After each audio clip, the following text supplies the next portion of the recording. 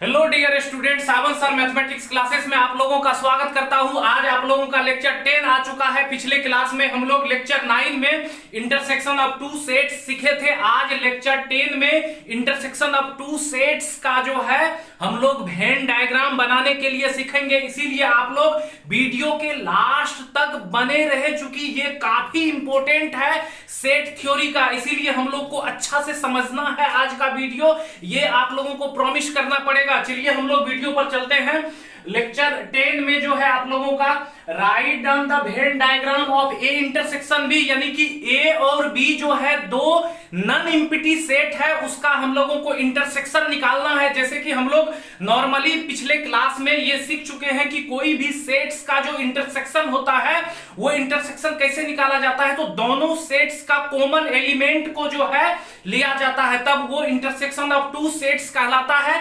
ये हम लोग सीख चुके हैं पिछले क्लास में। उसी को आज हम लोग वेन डायग्राम में कैसे शेडेड किया जाता है वो चीज आज आप लोग को सीखना है, इसलिए अच्छा से समझे।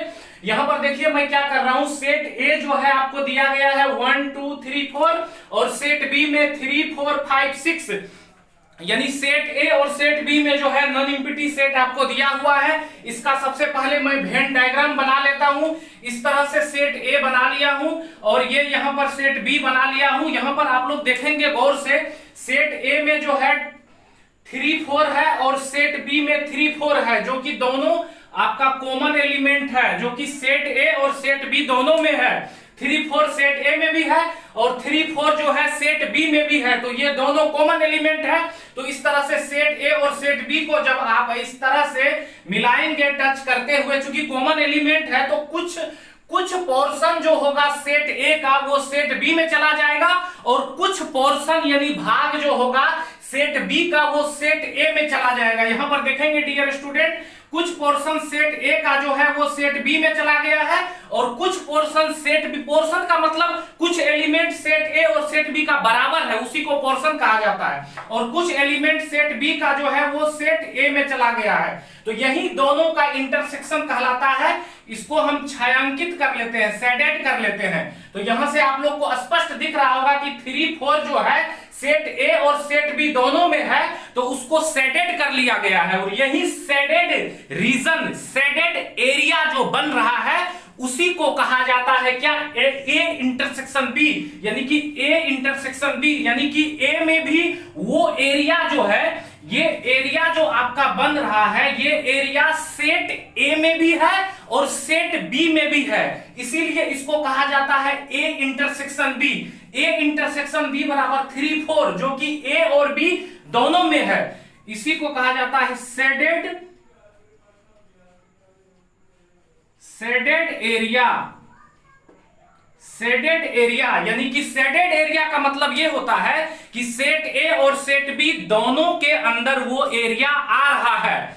तो उम्मीद करता हूं कि इंटरसेक्शन ऑफ टू सेट्स का वेन डायग्राम आप लोग समझ गए होंगे। अगर कहीं पर भी दिक्कत हुआ हो तो प्लीज आप लोग कमेंट कर सकते हैं, और कहीं पर भी दिक्कत हो तो आपको नेक्स्ट रोज जो है उसका वीडियो आप लोगों को मिल जाएगा। आज हम लोग 11th क्लास का एनसीईआरटी का बुक का एक्सरसाइज 1.1 यानी कि एनसीईआरटी बुक का 11th क्लास में 1.1 में सेट्स आपको मिलेगा। उसका पहला नंबर सवाल पर हम लोग काम करेंगे। यहां पर मैं लिख दिया हूं class 11th NCERT book exercise 1.1 का पहला नंबर सवाल क्या कह रहा है। पहला नंबर सवाल यह कह रहा है कि आप बताओ कि निम्नलिखित में से, मतलब नीचे दिए गए सेट्स में क्या ये सेट्स जो है सेट्स है या सेट्स नहीं है। कहने का मतलब यह है कि ये वाला कलेक्शन जो है वो सेट होगा कि नहीं होगा, ये आपको बताना है। जैसे कि मैं आप लोगों को पिछले क्लास में यानी कि 1 2 3 लेक्चर में बता चुका हूं कि सेट्स का मतलब होता है वेल डिफाइंड कलेक्शन, यानी कि कोई भी वेल डिफाइंड कलेक्शन जो होता है उसको सेट्स कहा जाता है। The collection of objects which is well defined, मतलब वेल डिफाइंड का मतलब होता है कि किसी भी सेट्स के अंदर में एलिमेंट रिपीट नहीं हो, और एलिमेंट हो भी सकता है नहीं भी हो सकता है। तो वैसे कलेक्शन को जो है क्या कहा जाता है डियर स्टूडेंट, सेट कहा जाता है। ये हम लोग पहले से जानते हैं।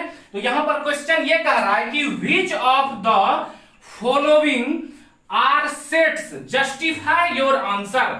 मतलब ये कह रहा है कि आपका नीचे दिए गए सेट्स में क्या वो सेट्स है कि सेट्स नहीं है। अगर है तो आप हमको बताओ कि वो सेट्स कैसे होगा। तो बताओ का जस्टिफाई योर आंसर का मतलब यहां पर यह होगा कि सेट का जो डिफिनेशन है, सेट का जो परिभाषा है, उस परिभाषा के अंदर आपका ये कलेक्शन, संग्रह आता है कि नहीं, ये चीज आपको बताना है। ये प्रॉब्लम आपको कह रहा है। प्रॉब्लम कह रहा है which of the following are sets, मतलब नीचे दिए गए सेट्स है, यानी 8 से 10 प्रॉब्लम है इस मतलब क्वेश्चन नंबर 1 में जो है 8 से 10 प्रॉब्लम है। सारे प्रॉब्लम में यही पूछ रहा है कि सेट है कि नहीं बताओ। तो इसमें से मैं एक प्रॉब्लम लिया हूं चौथा नंबर, यानी कि एक्सरसाइज 1.1 का पहला नंबर सवाल का चौथा प्रॉब्लम मैं लिया हूं। चौथा प्रॉब्लम में यह कह रहा है कि आप बताओ कि ये कलेक्शन सेट होगा कि नहीं होगा। तो सेट कब होता है? सेट तब होता है डियर स्टूडेंट जब कोई भी कलेक्शन वेल डिफाइंड हो, यानी कि किसी भी कलेक्शन में एक ही एलिमेंट रिपीट नहीं हो, तब वैसे कलेक्शन को सेट कहा जाता है। ये हम लोग पहले ही समझ चुके हैं। तो यहां पर बोल रहा है कि the collection of all boys in your class, यानी कि आपकी कक्षा में जितने सारे लड़का है वो सारे लड़का का कलेक्शन ये सेट होगा कि नहीं होगा, क्या ये वेल डिफाइंड है कि नहीं है। अगर वेल डिफाइंड कलेक्शन ये है तब तो सेट हो जाएगा, ये आप लोग जानते हैं। तो बात सीधी सी है। अब मान लो कि अभी आप लोग 11वीं क्लास में पढ़ रहे हो, सीधी सी बात है कि 11वीं क्लास में आप लोग पढ़ रहे हो, तो आपके 11वीं क्लास में यानी 11th क्लास में क्या आप, मैं किसी का भी नाम ले लेता, मान लेता हूं कि आप, तो क्या आप इस 11वीं क्लास में 2 बार हो? बिल्कुल नहीं हो, क्योंकि ये आप जो हो, मान लेता हूं कि आपका नाम राम मोहन सोहन जो भी है, आप क्लास में जो है एक ही बार कहीं बैठ सकते हैं। एक साथ आप किसी भी बेंच डेस्क पर एक ही जगह बैठ सकते हैं, जो 2 जगह आप नहीं बैठ सकते हैं। इसीलिए ये कलेक्शन हमेशा सेट्स होगा। सीधी सी बात है, 11वीं क्लास में अगर 50 स्टूडेंट है, 50 स्टूडेंट्स है, तो 50 स्टूडेंट्स में अगर कोई स्टूडेंट राम मोहन सोहन जो भी है, रहीम जो भी है, वो कहीं पर भी एक ही जगह बैठेगा, 2 जगह नहीं बैठ सकता है। इसीलिए डियर स्टूडेंट ये कलेक्शन जो आपका हो जाएगा ये वेल डिफाइंड कलेक्शन हो जाएगा, जो कि सेट्स का डिफिनेशन के अंदर आता है, ना कि डिफिनेशन से बाहर है। तो सीधी सी बात है कि it is a well defined collection of object, यानी कि ये जो ऑब्जेक्ट यहां पर स्टूडेंट है यानी बॉयज है, तो ऑब्जेक्ट जो बॉयज है ये वेल डिफाइंड है, यानी कि सेट के अंदर जो है ये आ रहा है, तो फिर ये कलेक्शन आपका वेल डिफाइंड कहलाएगा। इसीलिए so it is a set, यानी कि इस प्रकार ये जो है आपका क्या हो जाएगा डियर स्टूडेंट, सेट हो जाएगा। तो हम लोग एक बार सेट का डिफिनेशन को थोड़ा अलग तरीका से आप लोगों को बतला रहा हूं, वीडियो के लास्ट तक बने रहिएगा। तो सीधी सी बात है, अगर सेट का मैं अपने भाषा में बात करूं तो सेट जो होता है नुनू, सेट में सिर्फ 2 चीज आप याद रखना, हमेशा कभी नहीं भूलोगे, क्योंकि सेट्स एक ऐसा चैप्टर है जो कि पूरे एडवांस मैथमेटिक्स का रिमोट होता है। कोई भी चैप्टर में अगर आप इन करोगे तो सेट्स का लॉजिक अवश्य मिलेगा आप लोगों को, इसीलिए सेट्स को अच्छा से आप लोगों को समझना चाहिए। सेट का मतलब होता है well defined collection. Number 1, element in the set should be distinct या डिस्टिंक्ट, मतलब अलग अलग तरह का, कहने का मतलब डिफरेंट, मतलब अलग अलग तरह का, यानी कि डिफरेंट टाइप्स ऑफ एलिमेंट्स जो है किसी भी सेट्स के अंदर में मतलब एग्जिस्ट करेगा, अलग अलग तरह का।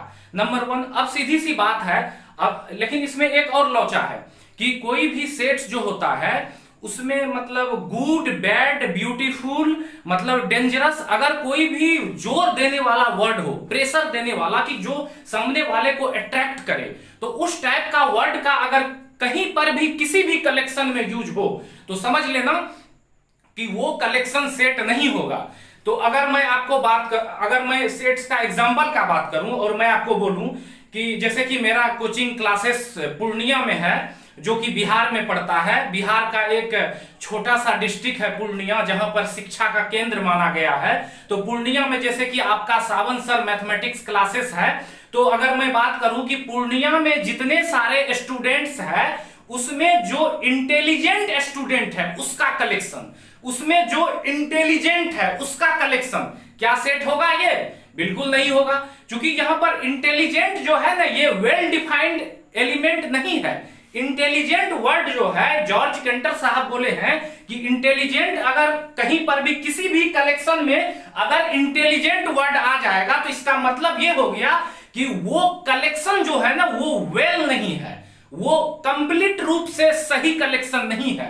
क्योंकि वेल डिफाइंड का मतलब होता है कंप्लीट रूप से सही कलेक्शन। अब बताइए कि इंटेलिजेंट स्टूडेंट का अगर कलेक्शन आप कहिएगा, तो जब जाइएगा बाजार इंटेलिजेंट स्टूडेंट को खोजने के लिए 10 गो लड़का बैठल रहेगा, कहिएगा 10 में से 5 गो इंटेलिजेंट स्टूडेंट को छांटना है, तो 5 गो को छांटिएगा, 5 गो जो है ना लाठी लेकर आएगा सीधे मारने के लिए कि हम इंटेलिजेंट नहीं है का, हम भी तो इंटेलिजेंट है। तो किसको इंटेलिजेंट कहिएगा, किसको कमजोर कहिएगा? इसीलिए ये कलेक्शन जो है आप लोगों का सेट नहीं हुआ। इसीलिए आप लोग डियर स्टूडेंट, यानी कि एनसीईआरटी बुक का एक्सरसाइज 1.1 का जो है एक वो सवाल मैं बताया हूं, बाकी प्रॉब्लम आप लोग बनाइएगा। जहां पर भी दिक्कत होगा आप लोग कमेंट करिएगा, उसका भी वीडियो आप लोगों को मिल जाएगा। तो इसी तरह से हम लोग सिलेबस को आगे बढ़ाएंगे। सिलेबस नुनू बहुत बड़ा है, तो सिलेबस पर काम करने के लिए जो है आप लोगों की सपोर्ट की जरूरत है। आप लोग जितना सपोर्ट करोगे उतना हमको फुल एनर्जी मिलेगा आप लोगों के साथ काम करने में। इसीलिए आप लोग प्लीज चैनल को सब्सक्राइब कर ले और अपने दोस्तों को शेयर करें, जिससे हमको पूरा ताकत मिलेगा आप लोगों के साथ काम करने के लिए। थैंक्स डियर स्टूडेंट, धन्यवाद।